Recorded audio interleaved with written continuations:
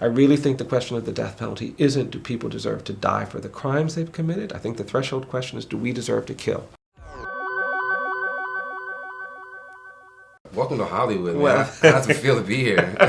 it's different. It's kind of intense, but it's very exciting. I've been spending time with these Hollywood veterans, Jamie and Michael and Bree and Rob and everybody, and they've been great guides through this process. Absolutely. But I'm really just excited for people to see the film. For sure, yeah. Getting it out there is. I've always believed that if people saw what I see on a regular basis, they'd want the same things. And I think this film creates that opportunity, which is really, really exciting. Something you see, I feel like, is the personal side to what society often deems as, animals or people who are cast away. Yeah. Given how personal your relationships are with, these convicted killers often, Yeah. do you ever feel the need to pull back or to separate a little bit to protect your own heart? No, I really think the opposite is required if you're going to actually advocate for someone. And you're more vulnerable. You're not protected. You'll have tears. You'll feel overwhelmed. But you'll also have the opportunity for real triumph, for real joy if you succeed. I just believe that we are all more than the worst thing we've ever done. I don't think that if someone tells a lie, they're just a liar. I don't think if someone even kills somebody, they're just a killer. And justice requires that we understand the other things you are. And if the advocate can't get close enough to see what those things are, you're not going to do a very good job. And the beautiful thing is that there's a community, there's a relationship, there's an opportunity for friendship and connection that can be life-affirming. I go into places where people have been told their lives are beyond hope, they're beyond redemption, they have no meaning, no value, no purpose. And yet people are fighting to have their humanity and dignity seen. And what I love about the film and the performances is that the performances are so strong that you get to see the humanity and the dignity of people I've worked with, and that really excites me. And it's just, when I worked on the McMillan case, one of the things I learned is that you don't just put one person on death row when you wrongly convict someone. You burden that entire family, that entire community. And, I always felt like I was representing everybody who wanted to see justice. And that's a different kind of dynamic than a one-on-one thing. And it makes you feel the importance of what you're trying to do. And when you succeed, the triumph, the sense of joy, the sense of justice is priceless. I love that, because I was actually going to ask you earlier, where do you get your joy from? But it seems like this is a great way to get it. It is. I mean, we've actually won relief for about 140 people through reversal and release, and I would have never imagined that kind of success. There are definitely hard days, difficult days, painful days, but I'm really grateful that I've seen kind of justice rise up. I've seen truth prevail. That's an amazing thing. Lately there's been kind of like an uptick, I would say, in the amount of publicity that cases like this are getting. You mentioned the word advocate earlier. Kim Kardashian, she's an advocate for, certain people to get out of jail.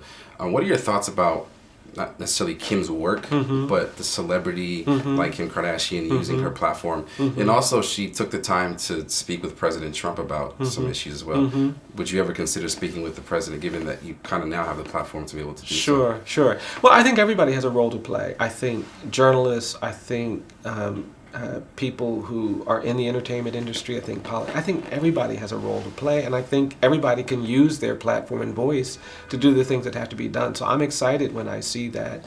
I'll talk to anybody that has the ability to make a difference on these issues. I'm not going to say, this person could help, but I don't want their help, because I just think that's not fair to the people who are more vulnerable than I am. Absolutely. So there's nobody who's off the list in terms of who I want to engage in thinking honestly about these issues. Dr. King and so many other civil rights leaders, they had to do the difficult thing of sitting down often with racist people who didn't like them. Not to say that the president is racist, but if you were to sit down with President Trump, obviously he's not the most popular man in the world, in our community. What would you say to him, and what would you like to see change, maybe something that from a presidential level? Well, I mean, the federal government plays a relatively small role in criminal justice policy broadly.